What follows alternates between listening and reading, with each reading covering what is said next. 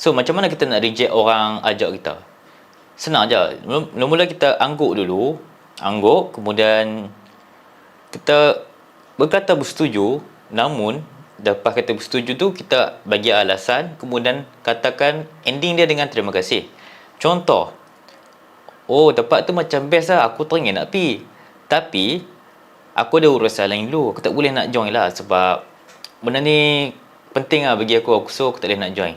Apa-apa terima kasih lah ajak aku, nanti kalau ada masa aku akan pergi, aku akan join semula. Okay, macam tu lah, dia kena sopan sikit. Kalau jenis yang tak mau jaga hati pun boleh juga cakap je lah kan, cakap jom pergi lepak je, aku tak mau sebab aku nak buat kerja lain lah. Tu boleh juga, tu cara yang tak menjaga hati pun boleh. Tapi sebenarnya apa tujuan untuk kita bercakap tidak ni? Sebab kita nak jaga tenaga kita, kita ada urusan lain, kita ada goals, kita ada pencapaian kita ada matlamat hidup kan. Kita nak mengejar sesuatu, kita tak boleh spend terlalu banyak dekat tempat yang tidak berfaedah ataupun masa orang lain.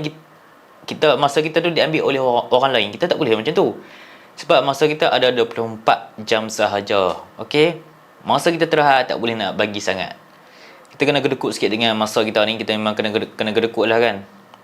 Kalau kita bagi sangat, masa kita habis macam tu je, so tak adil lah. Kita kena jaga juga masa tu, benda tu. Sebab masa dia emas. Okey, masa bernilai emas. So maksud je, kita kena jaga emas kita tu.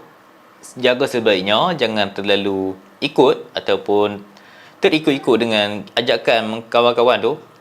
Tengok keadaan. Kalau asa benda tu baik ataupun ada memang betul-betul free time, bolehlah join. Ataupun memang free time tu tak mau buat apa-apa, boleh juga kata tak mau nak ikut sebab tak mau nak buat apa kan. Time tu memang masa free kan, nak relax, macam tu pun boleh juga.